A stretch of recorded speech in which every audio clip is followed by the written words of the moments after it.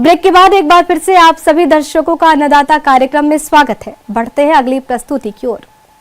प्रदेश में इन दिनों मौसम में तेजी से बदलाव आ रहा है। ऐसे में जो किसान भाई मुर्गी पालन कर रहे हैं, उन्हें बदलते मौसम में मुर्गियों के चूजों की विशेष देखरेख की जरूरत है, तभी वे इस व्यवसाय से अच्छा मुनाफा कमा सकते हैं। तो चलिए इस बारे में जानकारी लेते हैं पशु वैज्ञानिक डॉक्टर RM मिश्रा से। आज मैं आप लोगों से बताना चाहूँगा कि किस प्रकार से आप जाड़े के दिनों में चूजा प्रबंधन जो मुर्गी पालक किसान हैं वो किस प्रकार से करें ताकि क्षति कम हो और उत्पादन लाभ ज़्यादा हो। तो चूजा प्रबंधन से हम यह जानते हैं कि जो एक दिन का चूजा, 1 से 2 दिन का जो चूजा हमारे यहाँ आता है हमारे फार्म में, तो वह सीधे हैचरी से निकल के आता है। तो उसकी जो बिछाली हम लोग बिछाएंगे वो कम से कम 3 इंच से 4 इंच की मोटाई वाली हो, ताकि नीचे से ज़मीन से ठंडक ना प्रवेश करे। और बिछाली के ऊपर हम लोग न्यूज़पेपर या साफ़ बोरे का प्रयोग करेंगे, उसको बिछाएंगे, उसके ऊपर न्यूज़पेपर बिछा देंगे ताकि बिछाली किसी रूप से जो नए चूजे हैं वो उसका सेवन न करें, नहीं तो उससे भी मृत्यु दर होती है। चूजा के प्रवेश से पहले सारे बत्तियां जली हुई होनी चाहिए ताकि जो तापमान है वह 95 से 96 डिग्री फ़ारेनहाइट यानी 35 से 36 डिग्री सेल्सियस जाड़े के दिनों में आप अवश्य मेंटेन करेंगे। और उसके लिए एक ठो रूम थर्मामीटर भी लटका के रखें ताकि आप सुनिश्चित कर सकें कि तापमान पर्याप्त है, जो चूजों को शारीरिक रूप से उसको स्वस्थ रहने में सहायक होगा। जाड़े के मौसम में मुर्गी पालन करते समय चूजों की डिलीवरी सुबह के समय कराएं। शाम या रात को बिल्कुल नहीं कराएं, क्योंकि शाम के समय ठंड बढ़ती चली जाती है। शेड के पर्दे चूजों के आने के 24 घंटे पहले से ही ढक कर रखें। चूजों के आने के कम से कम 2 से 4 घंटे पहले ब्रूडर चालू किया होना चाहिए। इस माह में चूजा का घर का तापमान 95 डिग्री फ़ारेनहाइट होना चाहिए। अगर ठंड ज्यादा हो तो ब्रूडर को कुछ समय के हवा निरोधी भी आप बना सकते हैं। और हैचरी से निकल के आने के बाद उसको एक निर्धारित तापमान की आवश्यकता होती है, वह हमें देना है। तो इसके लिए आप ब्रूडर का व्यवस्था करेंगे, इलेक्ट्रिक बल्ब्स की प्रयोग करें और बल्ब का संख्या कुछ इस तरह से निर्धारित हो कि प्रत्येक चूजा 2 से 2.5 वाट की आवश्यकता होगी। अब 2 से 2.5 वाट का मतलब अगर हम लोग 200 से 250 वाट का बल्ब लगाएं तो 100 चूजा के लिए पर्याप्त होगा। ये जो शुरुआती सप्ताह है इसमें 95 डिग्री फ़ारेनहाइट, दूसरे सप्ताह में 90 डिग्री फ़ारेनहाइट, तीसरे सप्ताह में 85 डिग्री फ़ारेनहाइट एवं चौथे सप्ताह में 80 डिग्री फ़ारेनहाइट का तापमान आपको मेंटेन करके रखना है। फिर पर्याप्त मात्रा में जल के बर्तन आप जो ब्रूडर कर रहे हैं वहाँ पे बर्तन रखें। प्रति 100 चूजे 3 से 4 जल एवं भोजन के पात्र आवश्यक हैं वहाँ पे। अब एक जो ब्रूडर का जो क्षेत्र है उसमें 300 से 500 चूजों के लिए आप ब्रूडिंग का व्यवस्था करें। उससे अधिक अगर संख्या में चूजा पालन करने जा रहे हैं तो एक दूसरा ब्रूडर सेट आप तैयार कर लें। ब्रूडर जब हम लोग बनाने जाएंगे तो एक चिक गार्ड दिया जाता है जो करीब 1.5 फीट ऊंचा होता है। वो एल्यूमिनियम शीट से भी बनते हैं या अगर आपके पास अन्य कोई पदार्थ हैं तो उसका भी बनाएं ताकि चूजे जो निर्धारित ब्रूडर क्षेत्र है उससे बाहर न जाएं।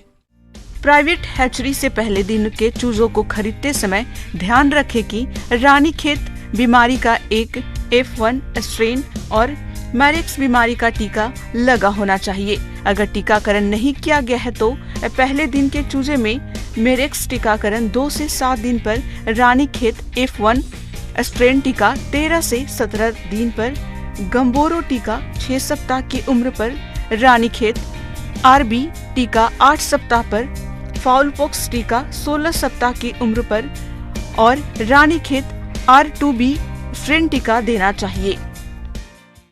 अब चूजों को आपस में इकट्ठा होने ना दें, उनको समय समय पे दौड़ाने का प्रयास करें, क्योंकि जाड़े का दिन है, चूजे आपस में इकट्ठा होते हैं और इकट्ठा होने से भी दब के मरने की संभावना बढ़ जाती है।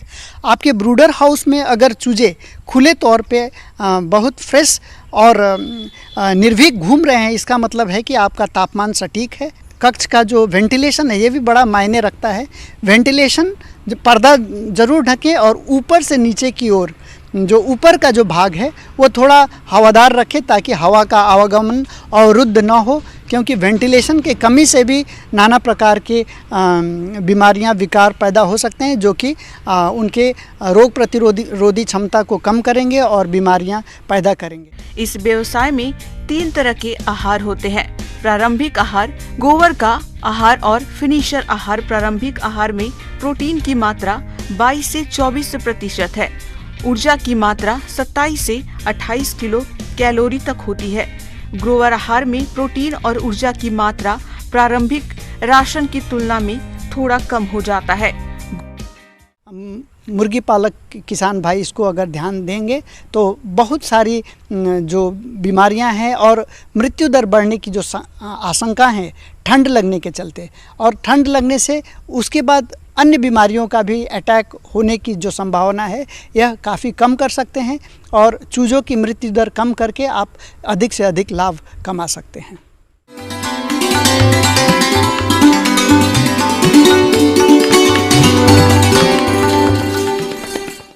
अन्नदाता हेल्पलाइन निःशुल्क फोन संपर्क सेवा के माध्यम से आपके द्वारा पूछे गए प्रश्नों में से 1 या 2 महत्वपूर्ण प्रश्न को हम अपने कार्यक्रम में शामिल करते हैं। इसी के तहत आज का चयनित प्रश्न और इसका जवाब इस प्रकार है। आज के अन्नदाता हेल्पलाइन में जिस प्रश्न को कार्यक्रम में शामिल किया गया है उसे पूछा है बिजपुरी जिला नागौर के किसान सुरेंद्र कुमार ने। आप केला के बाग में पनामा रोग के नियंत्रण पर जानकारी चाहते हैं, तो सुरेंद्र कुमार जी आपकी जानकारी के लिए प्रस्तुत है कार्यक्रम का यह अंश।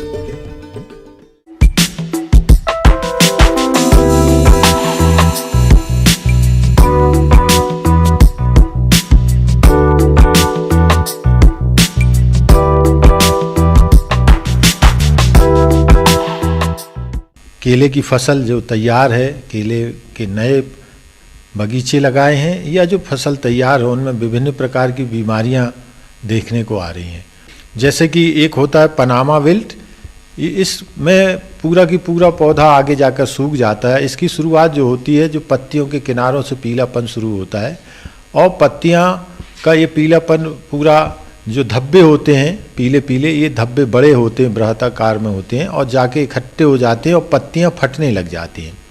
इससे पूरी की पूरी पत्ती सूख जाती है। जब पत्ती पूर्ण रूप से सूखेंगी तो पौधे की वृद्धि रुक जाती है और पौधे भी मर जाते हैं। इसकी जो फफूंदनाशक इसमें इस्तेमाल की जाते हैं, तो किसान भाई को मैं बता दूं यहाँ की जैसे कार्बेंडाजिम है या M45 है, विटावैक्स है, 1 से 2 ग्राम दवा घोल लें पानी में 1 प्रति लीटर और इसका छिड़काव करें। छिड़काव 10 से 15 दिन के अंतर पर भी कर सकते हैं, ज़रूरत हो तो 10 से 12 दिन।